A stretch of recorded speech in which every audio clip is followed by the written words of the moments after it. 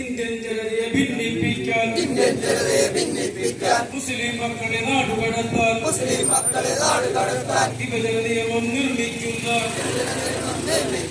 കേന്ദ്ര സർക്കാർ ഗൂഢപദ്ധതി RSSിൻ ഗൂഢപദ്ധതി ഇല്ല നടപ്പില്ല. ഭരണഘടനാ മൂല്യങ്ങൾക്ക് വിരുദ്ധമായ വിഭജന നിയമം CAAക്കെതിരെ എറണാകുളം ജില്ലാ മഹല്ല് കൂട്ടായ്മ എരമം മുസ്ലിം ജമാഅത്തിന്റെ നേതൃത്വത്തിൽ പ്രതിഷേധ സംഗമം നടത്തി. ഇന്ത്യൻ മണ്ണിൽ നടപ്പില്ല. പ്രതിഷേധിക്കും. ജുമാ നമസ്കാരത്തിന് ശേഷം പള്ളിയങ്കണത്തിൽ നടത്തിയ പ്രതിഷേധ സംഗമത്തിൽ ചീഫ് ഇമാം റിയാസുൽ ഹാദി മുഖ്യ പ്രഭാഷണം നടത്തി. ഇന്ന് CAA നടപ്പിലാക്കാൻ വേണ്ടി തീരുമാനിച്ചു. അത് ഏകദേശം നടപ്പിലാക്കുവാനുള്ള തീരുമാനത്തിലുമായി. അതിൽ നിന്ന് മുസ്ലിം സമുദായത്തെ വേർതിരിച്ച് മുസ്ലിം സമുദായത്തെ ഇന്ത്യൻ സിറ്റിസൺ അല്ല എന്ന് വരുത്തി തീർക്കുവാനുള്ള ശ്രമം മുസ്ലിം സമുദായം ഒറ്റക്കെട്ടായി നിന്നുകൊണ്ട് തന്നെ ചെറുക്കും എന്നുള്ളത്.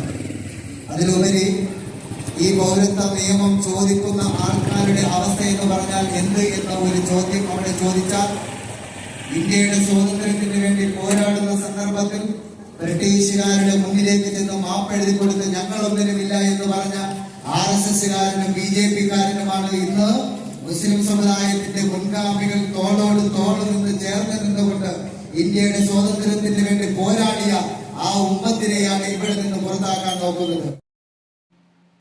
എരമം മുസ്ലിം ജമാഅത്ത് committee president Hameed Haji, vice president Jafar Jamal, secretary Hafeez Aboobacker, joint secretary Zubair TV, treasurer Yusuf Ali, committee അംഗങ്ങളായ നിസാർ ഉമർ, ഷഫീഖ് ലത്തീഫ്, മുഹമ്മദ് സാഹത്ത് എന്നിവർ നേതൃത്വം നൽകി.